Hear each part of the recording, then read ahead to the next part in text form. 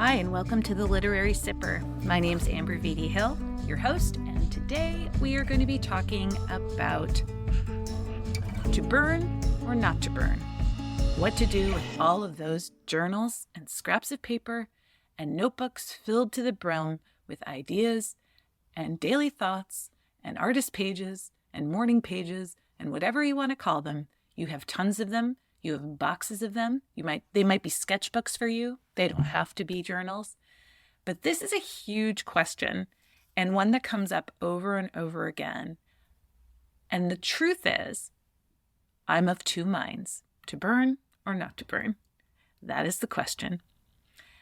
I ran a workshop last week on creativity and yoga practice, and one of the questions at the end was this very question. And I had already written this episode. So I feel like when you reach a certain age and you're looking at boxes filled with ephemera, the question is, first of all, do I have room for this? The second question is, why am I keeping this? Why am I holding on to this? And the third question is, will I ever do anything with any of this? And it just got me thinking about all of the ways we hold on to our creative energy in the hopes that we can transform it into something magical. And out of fear that if we burn it or we shred it or we let it go, that we will have let go of this masterpiece. And by letting it go, we will have missed our chance to create something truly great. So I'm going to tell a couple of stories here, and hopefully you will glean an idea of your own intention when it comes to all of the scraps of paper and ephemera that you have collected over the years. And I have boxes of journals too. I have journals from the 3rd grade downstairs in my garage, and I am an absolute minimalist and a total, if it's not being used, it doesn't belong in the house kind of person. But I have carted those boxes across this country many, many times. I have lived in many, many states. I have lived in many, many apartments, many dorm rooms, many homes. And I bring those boxes with me wherever I go. And the question is, why? And the question is, what next? And the question is, could I really bring myself to get rid of them? Last year, a friend of mine started sending me these hilarious pictures of her journal entries from around 1998, 99, where I frequented very often in her tales of, going out to the bar or venting to me in a session about a boyfriend or whatever. And so she would send me these hilarious pictures of the entries of her diary. And they documented our hilarious adventures in our single girlhood, vintage clothes we scored, boyfriend woes, trips we hoped to take. She sent me pictures of us together that she had kept or collaged into the book. And she read them all, decades worth of journals. And then she burned them. She set a bonfire and she burned them. I have another friend who recently moved out of her New York City apartment after nearly 20 years in the same apartment. And she hired one of those shredding trucks, the companies who come and get rid of old tax files and workshop materials and all of those things. And she had bags of all of that stuff that we collect, all the paperwork we collect that we probably don't need to save, all of the things, and we joke that, the Dwayne Reed plastic bags in the bottom of our closet are filled with paper. And she took them and she deposited them in those bins, including all of her old journals. And that led me to think, should I be burning my journals or getting rid of them or having some sort of ceremony around the disappearing act of all of those words? And now to some of you, that may seem sacrilegious, right? And to some of you, it may feel like a sage burning. And the questions that ran through my head are like, do I really want my kids to know what I was doing in the 90s? Or even worse, like the late 80s when I was their age and probably shouldn't be doing anything. And that's the beauty of being Gen X, right? There's no trace of you online at those ages. I mean, do I really want them to know how I felt about their dad when I first met him? An incredibly sexy drummer I met at a bar. do I really want them to know what I feel about them sometimes? This is the question. These are the things that are in my journal, along with beginnings of stories and beginnings of poems and beginnings of ideas of screenplays or whatever creative project I've been working on. I have journals and journals filled with those things too. Now we have another friend who is an avid journal keeper since he was very young. And what he finds now that he's raising teenagers really interesting is to go back and look at those journals of the time when he was writing at that his children are currently, and he feels a great deal of empathy for them at that time. And he feels a great deal of understanding in it, and the memory helps him remember the fundamental idea that for your child, they are going through all of these experiences, heartbreaks or struggles in school or frustrations with friends for the first time. And it helped put him in that new state where all of these feelings can be overwhelming, and writing is the process that helps you get a handle on it, exhale a little bit, and be able to start again. So for him, keeping those journals is essential as a parent. And in this journal to keep these things or not, I'm thinking also as a writer and as an artist. I've recently watched the documentary The Booksellers, which I highly recommend. Parker Posey produced it, and I think it's on Amazon right now. And it's about the rare book dealers in New York City. It's an amazing documentary. I really enjoyed every minute of it. But one of the closing vignettes that is in that film discusses this idea of the disappearance of the ephemera of writers. That in this tech age where we draft on computers and we write emails to editors or agents or publishers or even colleagues or our early beta readers or critique group, all of those things disappear into the ether and are not really a part of a writer's history, legacy, etc. And in that movie, The Booksellers, Susan Orlean, who wrote the library book, The Orchid Thief, brilliant, brilliant writer, she had boxed up all of her notebooks and donated them to Columbia, I think.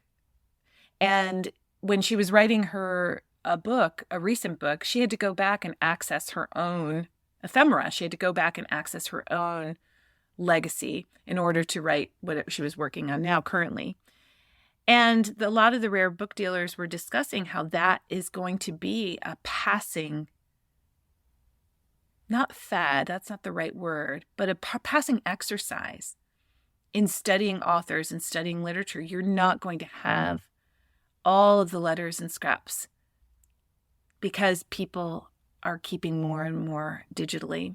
And there's just not a clear way to make that the artifact of art.